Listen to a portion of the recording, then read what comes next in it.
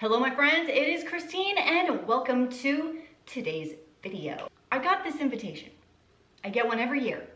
My neighborhood does a cookie party where basically, well, the hostess makes, I don't even know how many different varieties of cookies, but it's a lot.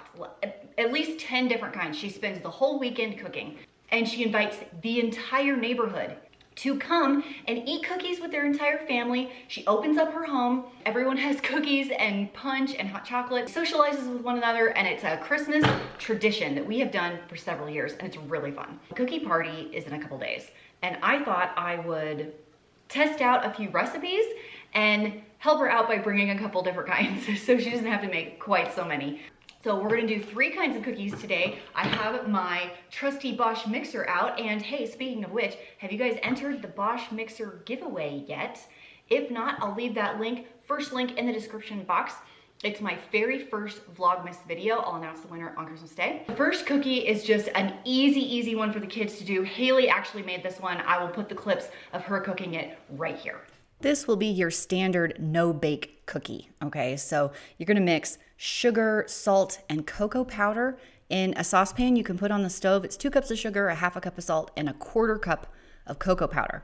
1 whole stick of butter. Haley used that plant butter. I don't know, do you guys think the plant butter is margarine or better than margarine? I would love to know your thoughts. A half a cup of milk, put it on the stove, and then just kind of bring it to a boil and then boil it for about 1.5 minutes. I love that Haley did all of these shots herself. How cute is it? She did everything. She moved the camera.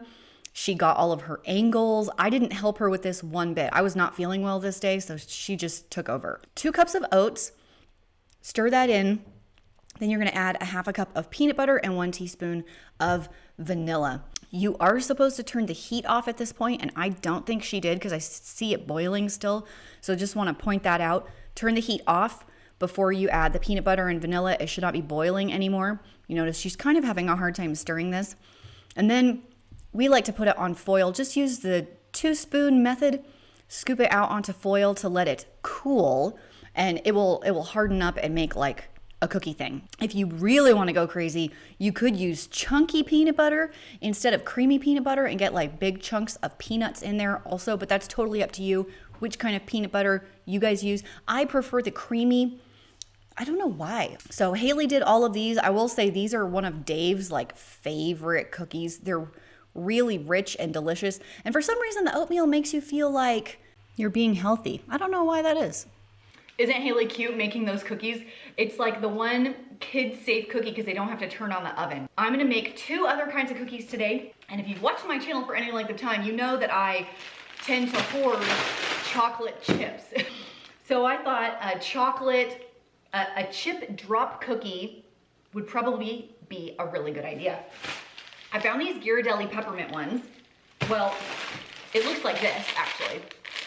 But for some reason I have 2 open ones. I don't know how that happened. It's like someone's snacking on them, but I don't know. I mean, it's definitely not me. There's actually a recipe right on the back for this. Ghirardelli chocolate peppermint chunk cookies. There's a recipe if you would like to screenshot it. This is not the first time I've made these. I have tested this recipe before sharing it with you. You guys know I'm not gonna share something with you that I do not endorse, and I endorse these cookies. These are very good. Preheat your oven to 350, and I have 1 cup of bittersweet chocolate chips. You could use a bar also that I will melt in the microwave. 6 tablespoons of softened butter of your choice into your mixer. If you have a Bosch, don't be scared to double the recipe. I don't know why I didn't turn the light on a minute ago. Anyway, welcome to the brighter kitchen. 1 cup of brown sugar. And mix vigorously. 2 eggs.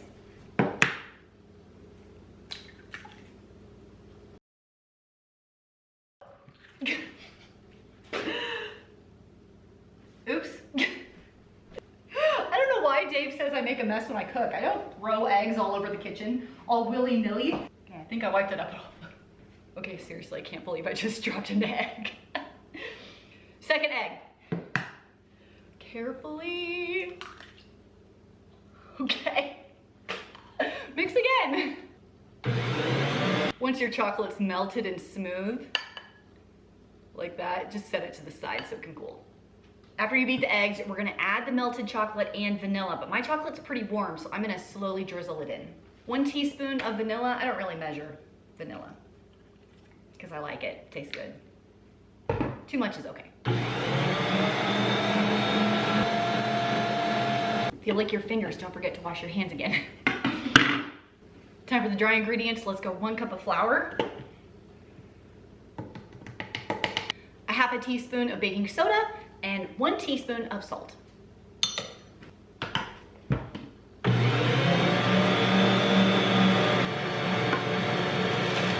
And then mix in the peppermint chunks. I find these Ghirardelli ones, I don't know why I'm yelling. I usually find these Ghirardelli ones at Walmart during the Christmas season, and then of course, if you buy them after Christmas clearance, you can stick them in the freezer, use them the next year. Don't have to use Ghirardelli. If you find any kind of peppermint flavored chip, it should work.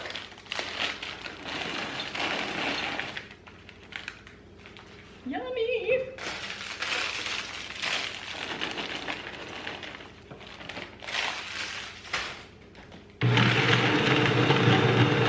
Get out with the cookie sheet of your choice, and I like to line mine with parchment paper. I have this it's like 1.5 tablespoon scooper. I highly recommend these for even cookie distribution. Scoop until it's level like that. 12 cookies per sheet. Bake for approximately 9 minutes, and don't overbake. These should be a little on the fudgy side, not on the crispy side. If you want easier scoopage, you totally could chill this in the refrigerator for 30 minutes, but I don't feel it necessary to do that. Okay, next batch of cookies. Actually, before we get into this, I have to give a little nod to the white chocolate oatmeal cranberry, oatmeal cranberry white chocolate chip cookies that I make every Christmas. I made an entirely dedicated video on that. You're gonna wanna try them out if you've never made them, because they're like, you guys, I would not share with you a recipe if I didn't believe in it, and I believe in good food, so trust me, it's good. Okay, this last cookie recipe I'm going to share with you guys today is from my dear friend Melanie, who I got my roll recipe from. So if you've ever made my homemade rolls, you know that a recipe from Melanie is worth its weight, you know what I'm saying? Melanie, shout out to you for these cookies. They're called chocolate butter pecans, okay? So it's kind of like a butter pecan cookie, and it has a chocolate icing on it that has like chili powder in it. So it's got sweet and spicy going on. It's really, really good. So let's get started by creaming our butter and sugar. Like always, we have 1 stick of butter, that's a 1/2 cup, 1 cup of brown sugar, and 1/2 cup of white sugar. If you're wondering if the lighting looks different than it did earlier, that's because it is. A storm is blowing in, and my windows over here, like, it's significantly darker than it was. Oh my gosh, and the ceiling lights are off. Is that a little bit better? It felt so dark to me. Mix thoroughly. We're gonna add 1 egg, 1.5 teaspoons of vanilla, and 1/2 teaspoon of salt all at once right now. So let's go ahead and do that. Looks like about 1.5 teaspoons. Don't throw your egg on the floor this time. And the salt. Okay, we're gonna add the flour. We are gonna add some chili powder just into the batter, and 1 full cup of finely chopped pecans. I just put them in my food processor. I have an attachment for my Ninja. You can see kind of back in that corner. 1 full cup of finely chopped pecans. And I know it's a lot, but you know, that's where the flavor is coming from, guys. And I chopped too many, but that's okay because, oh my gosh, I can make homemade butter pecan ice cream. Oh. Should I make a video on that? You guys like homemade ice cream recipes? Okay, 1 cup of that. 1.5 cups of flour. And because I want the flavor to be kind of light on the spice in the cookie, I'm gonna go 1 teaspoon of chili powder, but you're welcome, like the range is 1 to 2. So if you wanna do 2, you can. So I'm just gonna do 1 teaspoon, just right in the batter. I know it sounds crazy, but they're really good. And we will mix that up. That is the cookie batter. That's all there is to it. The Bosch does come with cookie paddle attachments. Why have I never bought those? I feel like I need to buy those, all right? I'm a little glad you guys can't see like what's out of frame in the camera over here because it's like, I left all my baking stuff out so it would be easy access. It's very ugly to look at. The magic of TV. Okay, so we have our cookie sheets.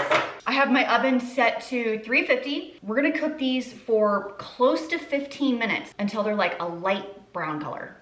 Don't forget your parchment paper. I can't find my cookie scooper. I don't know where it is. So I'm just gonna use your traditional 2-spoon method. So I scoop about that-ish much and use the other spoon to scoop it off. The poor man's method. I did this forever until I bought myself that little scooper guy. He's probably still in the sink. I probably didn't wash him. That's okay. They'll still be delicious. These might be a little on the big side. I think they're supposed to be 1 inch, but these look a little bigger than that. That's okay. A big cookie never hurt anybody. 12 to 15 minutes, depending on your oven. This is what they look like when they're not done with the, pretty scooper guy. While those go, let's mix up the frosting. Your topping is going to be 1 pound of bittersweet chocolate. And we're gonna go in the microwave 30 seconds, stir, back in for 30 seconds, stir until it's all melted. I'm going to add cinnamon, chili powder, and vanilla into this. We're gonna go half a teaspoon of chili powder, 1 full teaspoon of cinnamon, and 1 teaspoon of vanilla. Which I will measure this one just because it's chocolate and chocolate's temperamental a little bit. Okay, 30 seconds and stir. Okay, my cookies took almost exactly 10 minutes to come out perfect. And I let them sit on the cookie sheet for another 10 minutes to kind of set up and not fall apart. So you're gonna get your chocolate, and something I wanna tell you is that if your chocolate seizes or burns, like it's chunky and you're like, this is never gonna work, what am I gonna do?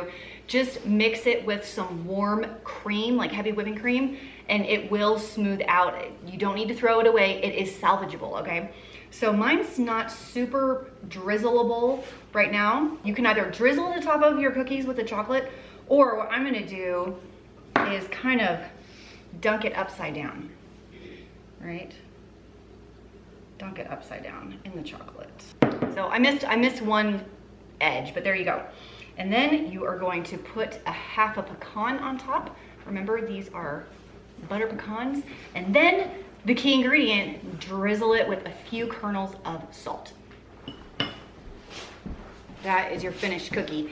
And if you can make it just a hair thinner than I made mine, you can drizzle the top. That's also very pretty. Here are the finished cookies, the peppermint cookies, the Mexican butter pecans, the cookies that I made last year, link down below once again. Try some of these out. Tell me which one is your favorite. Or if you have a cookie recipe that's like your go-to, leave me the link down below because I will try all of the cookie recipes. Thank you guys so much for joining me, and I will see you tomorrow.